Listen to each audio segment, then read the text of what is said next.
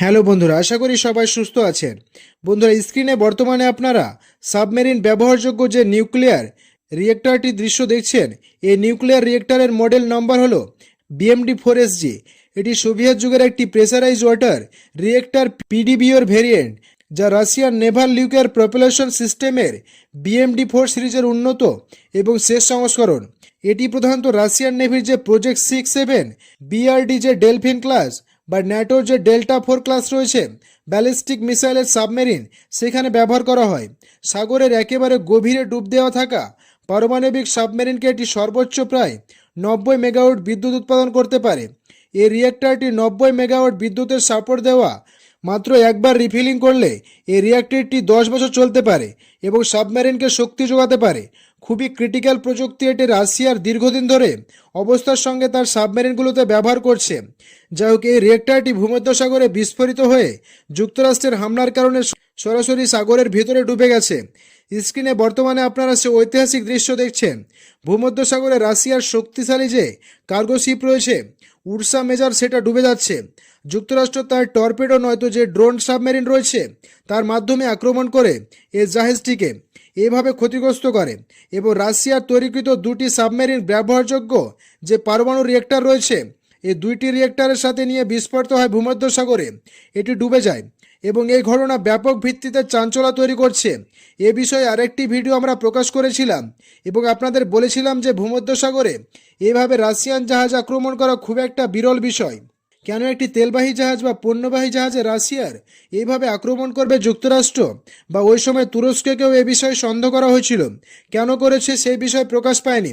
তবে বর্তমানে যুক্তরাষ্ট্রের গোয়েন্দা সংস্থা এবং ইউরোপের কয়েকটি বড় বড় সকল সংবাদ মাধ্যম রয়েছে, বিশেষ করে ফ্রান্সের গোয়েন্দা সংস্থার উদ্ধৃতি দিয়ে ফ্রান্সের সংবাদ মাধ্যম নিশ্চিত করেছে এই উরসা মেজরে মূলত সাবমেরিন ব্যবহারযোগ্য দুটি পারমাণবিক রিয়েক্টর ব্যবহার করছিল রাশিয়া, যেটা তারা উত্তর কোরিয়া ডেলিভারি দিতে চলেছে।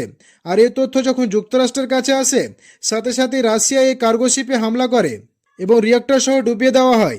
স্ক্রিনে বর্তমানে আপনারা যে পারমাণবিক সাবমেরিনটির দৃশ্য দেখছেন এটি উত্তর কোরিয়া প্রকাশ করেছে। এটি উত্তর কোরিয়া প্রথম পারমাণবিক রিয়েক্টর চালিত সাবমেরিন, এমনটাই তারা দাবি করেছে।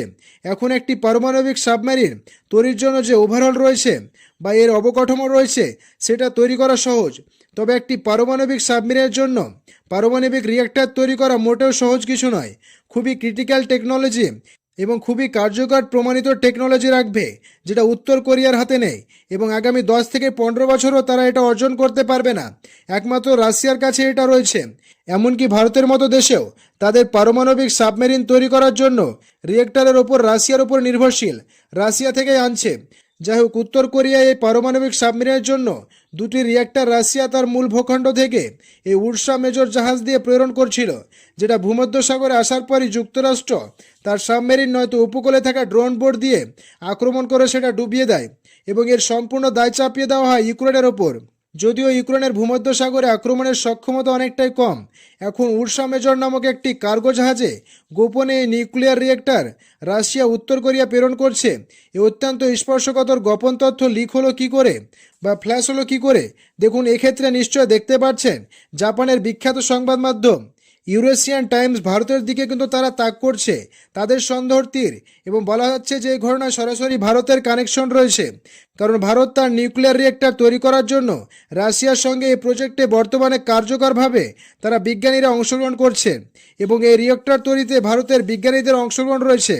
এখানে রাশিয়ার পক্ষ থেকে তথ্য লিক করার সম্ভাবনা খুবই কম, তবে ভারতের দিক থেকে লিক হওয়ার সম্ভাবনা রয়েছে, কারণ ভারতের সঙ্গে যুক্তরাষ্ট্রের বর্তমানে স্ট্র্যাটেজিক সম্পর্ক রয়েছে।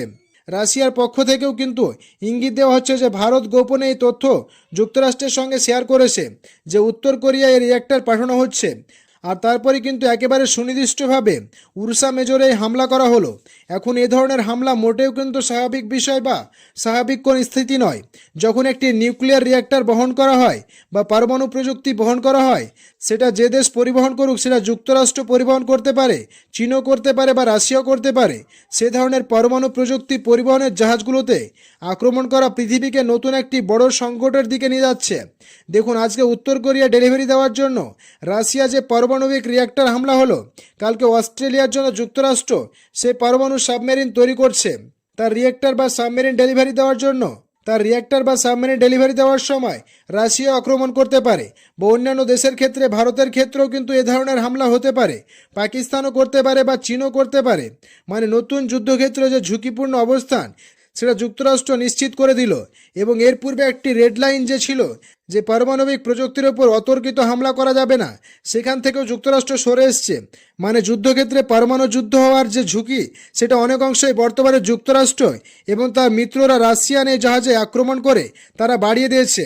এবং রাশিয়ার পরমাণু রিয়্যাক্টরে এদিকে যখন যুক্তরাষ্ট্র আক্রমণ করছে এবং রাশিয়া পাল্টা প্রতিশোধ নেওয়ার সুযোগ খুঁজছে এবং সেখানে ভারতের সরাসরি সম্পর্ককৃত কথাও আসছে, ঠিক এমত অবস্থায় চীনের পক্ষ থেকে পাকিস্তান ইস্যুকে কেন্দ্র করে একটি বড় সিদ্ধান্ত নেওয়া হয়েছে। যেমনটা জানা যাচ্ছে যে পাকিস্তানের অভ্যন্তরে চীনের যে স্পাই রয়েছে তা রক্ষা করার জন্য আন্তর্জাতিকভাবে পাকিস্তানের সঙ্গে যে চুক্তি করেছিল চীন, তার বিনিয়োগ রক্ষার জন্য সেনা প্রেরণ করতে পারবে।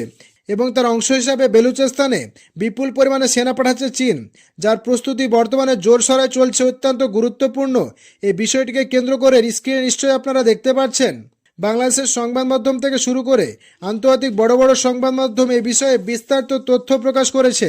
এমন বেলুচিস্তানের ভিতরে বর্তমানে যে বেলুচ রিভলিউশন আর্মি রয়েছে, তাদের যিনি প্রধান নেতা রয়েছে, খোলা চিঠির মাধ্যমে জয়শঙ্করের কাছে সহযোগিতা চেয়েছেন যে আন্তর্জাতিকভাবে তাদের ওপর কত বড় অ্যাকশন আসছে চীন। দেখুন, পাকিস্তানের সেনাবাহিনী এক জিনিস আর চীনের সেনাবাহিনী আরেক জিনিস। যখন বেলুচিস্তানের ভেতরে এরা প্রবেশ করবে, নিশ্চিতভাবে ও অঞ্চলের ভেতরে যারা ছোটোখাটো হামলা করছে চীনের বিভিন্ন বিনিয়োগের ওপর বা বিভিন্ন স্বার্থের ওপর, তাদের ওপর বড় ধরনের অ্যাকশন নেবে। তবে যদি নিরপেক্ষ দৃষ্টিকোণ থেকে বলা হয়, তাহলে একটি দেশের ভেতরে অন্য দেশের সেনাবাহিনী প্রবেশ করা মোটেও কোনোভাবে ভালো কিছু নয়। এটা রাষ্ট্রের সাথে একটি বড় ব্যর্থতা।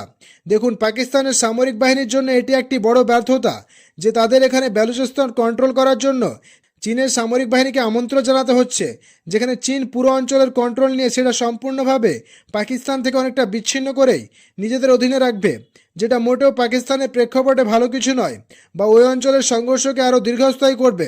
এখন দেখার বিষয়, এই পরিকল্পনা ত্রিপাক্ষিক মানে বেলুচিস্তানের কর্তৃপক্ষ ভারত, চীন বা পাকিস্তান একগুচ্ছে এটা শান্তিপূর্ণ কোনো সমাধান দেয় কি নাকি না সংঘর্ষ আরও উস্কে দেয়।